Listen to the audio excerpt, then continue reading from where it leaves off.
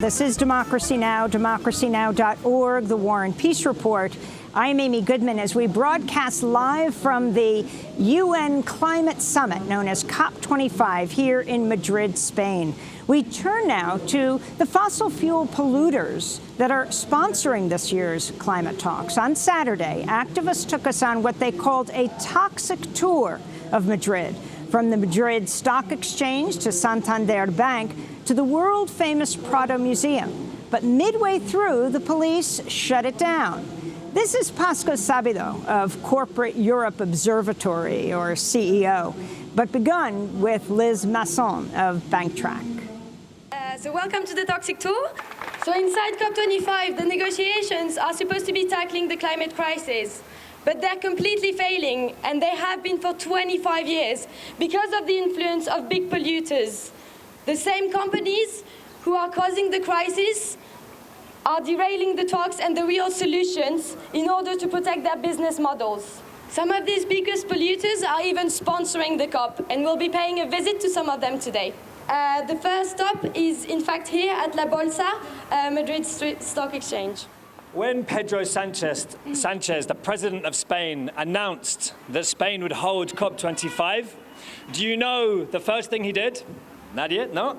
He came here to the IBEX 35, to the 35 biggest listed companies in the Spanish Stock Exchange, to ask them to sponsor COP25. He asked them for €2 million each. And you know what? He offered them a tax break of 90% on the contributions they would make. And you know who accepted? Some of the most polluting companies in Spain, also in the IBEX 35. Endesa, who is the most polluting. Iberdrola, a gas company who tries to be green. Suez, a French waste and water company who's the biggest water privatizer in Chile. So also Santander, which is one of the biggest fossil fuel financing banks out there, as well as many, many others. And all these organizations, these companies, are going to use the COP for greenwashing and gaining privileged access to negotiators, to the talks, to make sure they protect their profits, subsidized by the taxpayer in Spain. And now we're going to pass over to Natalie Rengifo from Corporate Europe Observatory to talk more about the impact this has on the climate talks. Gracias. Bueno, quiero decirles, como as my colleagues have just said, the walls of the COP smell bad, just like international climate politics. They smell of gas, they smell of petrol, they smell of oil, they smell of all the polluting things that these companies are bringing inside the climate talks. And what is worse is that the governments of the north are the ones that are actually pushing the agendas of these corporations and taking them into the negotiating rooms inside the UNFCCC. So these governments should be defending the people and the interests of the planet, biodiversity, but instead they are defending the interests of corporations inside the negotiating rooms. And these companies which are greenwashing, they are, and they continue to be, the cause of the climate crisis. And they are taking the whole of humanity and our planet towards extinction. Thank you. So we're now going to head to our second stop, another sponsor, a gold sponsor indeed. We're going to head to Santander. So we're walking from the Madrid Stock Exchange, which is the place, the organizers say, represents the most dirty polluters and that are sponsoring the COP. They handed out a flyer, COP25 bankrolled by big polluters, time to delay. The organizers called out Santander, the Spanish fossil fuel financier. Banco Santander is Spain's largest bank and the 16th largest bank in the world. While it boasts of its investments in renewables, they say its continued financing of fossil fuels is the real story, they argue. We're now moving on to the next stop, Santander Bank. Okay, so welcome to our second stop, Santander, as you can see. We have Iago from Ecologistas en Acción. Hola a todo el mundo. En concreto, este banco que tenemos detrás. This particular bank behind us. Santander, en los últimos años ha invertido más de 15.000. In the last years, it has invested over 15,000 millions to over 1,800 companies all over the world, including oil operations in the Arctic, fracking, any kind of dirty energy. Not a long time ago, we saw the CEO of Santander, Ana Patricia Botín, going to Greenland and stating that she was so concerned about climate change. However, BBVA and Santander, they keep investing money in dirty energy industry. This is a hypocrisy. It's what some civil society organizations in Spain are publicly denouncing. What do we say to fossil banks? No thanks! Fossil banks? No thanks! The second stop on the tour was Santander, private banking. The organizers explained what Santander Bank's role was in investing in fossil fuel. And now, after the people stood and listened to the explanations, the police have come over. There's a line of 4 police officers here. There's around 10 police. Pascal Sabido says when there's a lot of money, there's a lot of protection. Now what's he saying? He's saying if we continue the tour, if we continue going, we have to tell them where we're going, what we're doing, etc. I guess around the COP there's a lot of security, and this is quite a well-protected zone with a lot of money in it. So when there's a lot of money, there's a lot of people protecting it. So they have a whole police force out to come and talk to people who are doing nothing.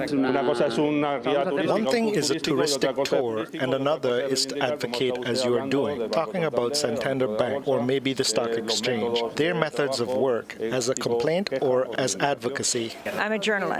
I'm a journalist. I'm a journalist from the U.S. I'm covering the UN COP. I'm covering the UN climate summit. Está cubriendo todo esto, pero que si tienes tú alguna ID. We're going to move on. I'm allowed to walk. I don't need to ID myself. All right, we're just going to keep walking. The police are looking for my identification, but the question is whether this toxic tour can continue right now. They're trying to move on, so we're going to follow them. The police are lined up in front of one of the largest banks in the world that invests in fossil fuels. We're now going to go to our next stop, which is yet another icon of Madrid. It's the Museo del Prado. Like with many cultural institutions, they have deep and dirty links to the fossil fuel industry, including our sponsors. So follow us this way, and we're heading to the Museo del Prado. Pascal Sabido from Corby Observatory. We are heading to El Prado Museum, which is in fact sponsored by some of the COP25 sponsors to denounce some of this. But unfortunately, the police have just told us that if we carry on, we're going to get a fine, and they're trying to shut down the tour. We're going to gather here! So we're here at the Prado. Does anyone know what the Prado is? A museum. It's Spain's most famous art museum. It has some lovely pieces inside it, but does anyone know who sponsors the Prado? As well as Iberdrola, it turns out Endesa, Spain's dirtiest, most polluting single company, is also involved in the Prado because it has refurbished the Sala del Reino, one of the big rooms in there, by giving a large sum of money, and now gets to use it for its own PR exercises. But here to give more information on Endesa, the dirtiest company in Spain, we have Hector the Prado, perfect name for this museum, from Amigos de la Tierra. Hector. Hi. Thank you, Pascal. So Endesa is the largest energy company in Spain. They have interest in not only in art, as just Pascal mentioned, also in sport. They are the main sponsors of the basketball league, for instance, and they love the coal that comes from countries as Russia, as Chile, and despite they try to make up their image. For instance, they are part of the Better Coal platform. A technical point. The police have said if we dissolve it ourselves, we have a smaller fine, and if they have to dissolve it for them, we have a bigger fine.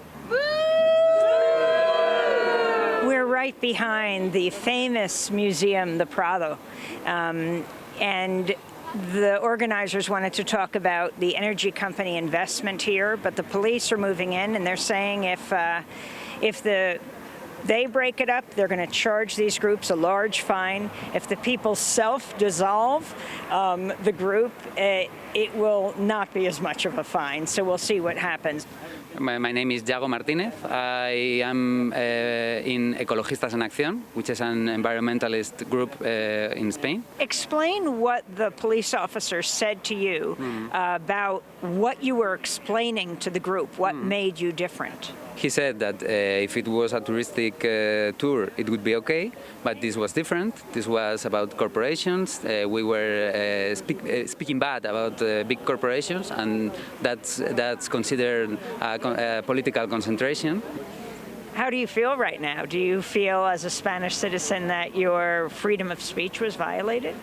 I'm a bit shocked. I'm Hector the Prado. I'm a climate justice campaigner for the Spanish chapter of Friends of the Earth International, Amigos de la Tierra in España. And so what happened? Why didn't you speak?